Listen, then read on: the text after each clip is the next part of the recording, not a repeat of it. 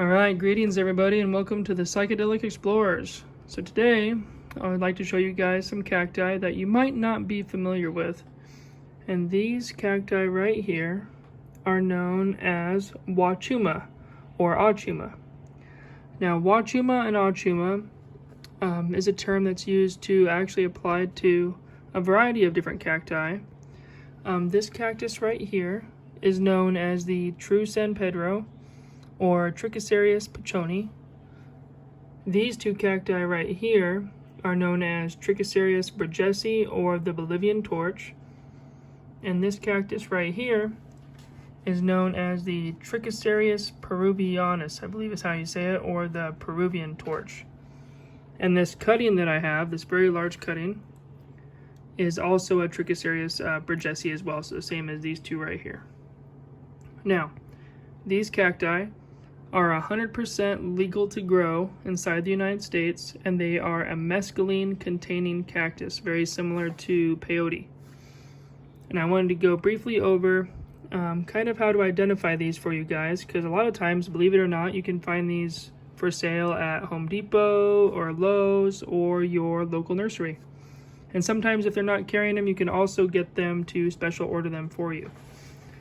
So, as you can tell, even though these are different types of cactus or cacti, they do look very similar. So basically what you want to look for is a Wachuma cactus usually has between 6 and 8 ribs. These ribs are these kind of lines, these little mounds that run along the cactus.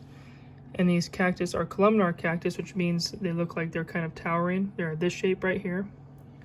So usually they have the 6 to 8 ribs, and they also have these white dots where the spines grow out of that run along the ribs that are kind of evenly spaced apart, except they get closer together as you get to the bottom. Now these white dots are called areoles, and it's going to be hard to get on camera, but if you look really close at them, they actually have a fuzzy appearance to them.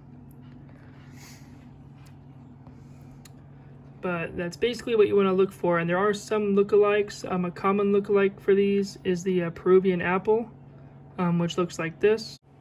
And you can see they have very flat ribs, almost pancake-like, and they're just very thin and very flat, and they almost immediately concave into the center of the cactus. And like I said, the Peruvian apple has those much flatter ribs. So these they kind of round slowly into the center of the towards the center of the cactus. They don't have that flat, steep rib like the Peruvian apple does. So it's kind of easy to tell the difference between the two. But yeah, that's pretty much what you want to look for. You want to look for 6 to 8 spines and this shape and color. So the color can be between a green to a slight bluish hue to it.